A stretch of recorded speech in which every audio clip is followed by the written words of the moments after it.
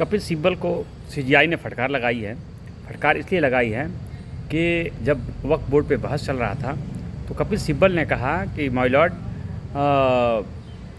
जो ये वक्फ बोर्ड की गई ज़मीनें हैं, वक्फ की गई ज़मीनें हैं, इसका कागज़ कहाँ से मिलेगा? क्योंकि ये 200-300 साल पहले वक्फ की गई ज़मीनें हैं, तो 200-300 साल पहले की कागज़ कौन रखता है और कौन देता है, किसके पास कागज़ मिलेगा? ये कोर्ट में बहस चल ही रहा था। तब तक हिंदू पक्ष के जो वकील थे उन्होंने कहा, माय लॉर्ड, इस बात को ध्यान से सुना जाए, कपिल सिब्बल साहब की बात को। सिब्बल साहब की बात को इसलिए ये बात ध्यान से सुना जाए कि जब राम मंदिर का मैटर चल रहा था तो यही कपिल सिब्बल जी हैं तो कहते थे कि राम काल्पनिक है, उनका कागज़ एविडेंस देना पड़ेगा, नहीं तो ऐसे इसकी सुनवाई नहीं होगी।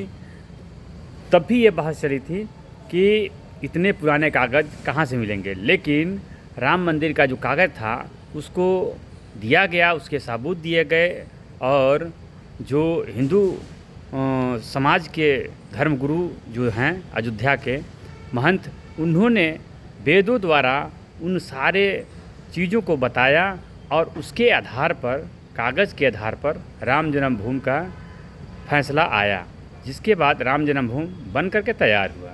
लेकिन आज यही कपिल सिब्बल साहब हैं, कह रहे हैं कि 200-300 साल पहले का कागज़ कहाँ से आएगा? तो जब इनके पास कागज़ नहीं है तो ये वक्त किया ज़मीन किसने? और दूसरी बात है कि हिंदू और मुस्लिम कंसेप्ट अलग अलग हैं। मुस्लिम कंसेप्ट में अगर कहा जाए तो कोई हिंदू अपनी ज़मीन को वक्फ नहीं किया सकता है, क्योंकि वो इस्लाम को नहीं मानता है। वक्त वही ज़मीन कर सकता है जो इस्लाम को मानने वाला हो।